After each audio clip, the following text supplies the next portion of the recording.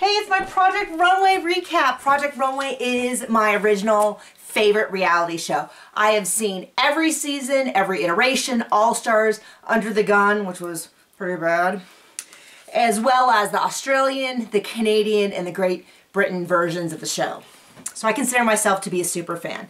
That being said, these are going to be tough episodes to recap for the Road to the Runway, which is sort of, I'm calling episode 0, and The Judges Decide, which is the first episode.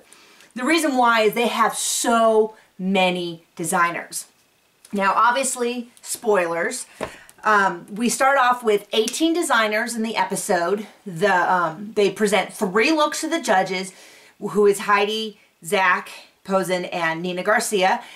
Then they eliminate 3 designers, so you have 15 designers. Then they add back the 1 returning designer. They give them a challenge. They all present 1 look, and 1 gets eliminated, which means that we basically have 19 designers total presenting on average 4 looks each. That is a lot of stuff going on. That is a huge amount, and there's just no way that I can show you all of them. You're not gonna remember everyone's name. I don't have the ability to put pictures in, so I'm gonna do the best I can and kind of hit the highlights at this point.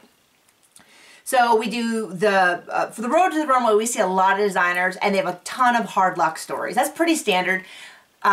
Reality TV, you want to have people that are interesting. It would be a boring show if everyone was like, I grew up middle class with 2 parents and 2 siblings, and I went to college, and now I'm in fashion design, and I'm here to do the show. It'd be really boring. So I understand why they have people that have a variety of backgrounds, a variety of looks, but sometimes it feels like we're really getting these stories shoved down our throats. So that's going to be interesting to see.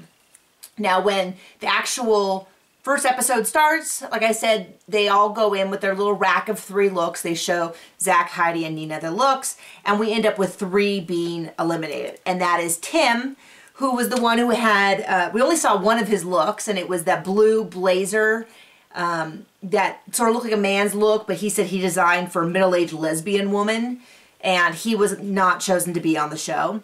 Nzinga, who is, I believe, Muslim. Sorry if that's incorrect. She's from New York. She had the 3 dresses that were very long and very modest, which I don't have a problem with, but all 3 dresses looked alike. That was the one where Heidi said, I feel like we're looking at one dress. She was eliminated. And last was Emmanuel, who came from Mexico, now lives in Dallas. And the problem with his looks is they felt like he showed 3 different women. So he had 3 looks, and they really were not cohesive. So those 3 were sent on their way. Now we're going to add back someone, and that ends up being Amanda from season 11. I really didn't have a strong opinion when they had the 3 designers, but now that I see her more, I am happy they brought her back. I feel like that was probably the strongest choice, and that was, of course, picked by the viewers. Let's see. So they present the challenge. Tim presents the challenge. 1 look for your spring collection. They're given boxes with 5 kinds of fabric, 3 yards of each, and they're allowed to trade. Doesn't look like there was a ton of trading. Mostly it was like people getting to know each other. Maybe there was some trading. There was, we saw a repeat of a number of fabrics. So everybody's, doing their design, who's their girl, all that. Tim comes through, gives everyone, the advice, and off we go. So we see a runway with a million looks, which ends up being 16, but it sure felt like a billion of them. And we pull out our tops and bottom. Now, one of the things that I have to point out, if you are not familiar with Project Runway or you haven't noticed this, is that weird and different always wins over boring and safe. And that is a common problem that I see people every single season doing, where they're like, that is so weird. That is so weird. The judges are totally going to eliminate it. No one wears that. And it's like, yeah, but if it's different, they can score a lot of points. So they're always looking for a new point of view. And if you watch Project Runway, you're probably getting like me, who I'm not a fashionista, but I'm still saying, oh, pants and a shirt, boring. I'd rather see some crazy weird sleeve than something that I could pick up at any store. Anyway, everyone thinks that Sandia is going to go home. She had this dress with these weird, they were disconnected sleeves. They kind of stood straight up. They had this weird piping. She had done some embroidery and some dyeing along the top, and she wins. The judges are just really kind of entranced by her difference. Now, the problem is that the difference between weird and different And too weird and too different is a very fine line. And you see a lot of designers that initially get all this praise for being weird and different who eventually go over into the too weird, too different. I can't tell you what it is. I don't necessarily always recognize it. Sometimes it's tough to tell with the judges.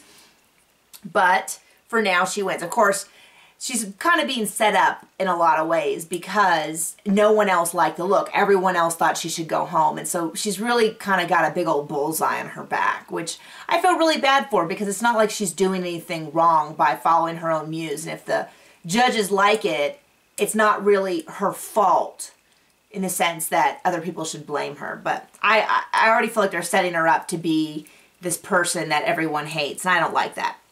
Now, in the bottom, we had just sort of taste issues. Mitchell was in the bottom, and he's been talking mad smack through the whole episode. Another one who's been talking smack was Karina. She's the one who has the tattoo on her left. It's like a stitching into the shape of a heart. And both of them have been running their mouth the whole episode. Anyway, he was in the bottom, but Jefferson ends up going. And this is an example of sometimes why I don't totally understand the judges, which is they hated those shorts. I don't like those shorts because I wouldn't wear them, but they had a visceral reaction to them that was so strong. I was really kind of like, okay, like, let's just calm down a little bit. They're just shorts. But they really, really hated him, and he ended up going home. By the way, if you don't remember him, he was straight out of school, and he did hip-hop for 8 years. And most likely, he just suffered from inexperience, and that if he was to come back in 6 years, he would probably do a lot better. Anyway, that is Project Runway, Road to the Runway, and Episode 1, and I'm so excited to be watching this show with you.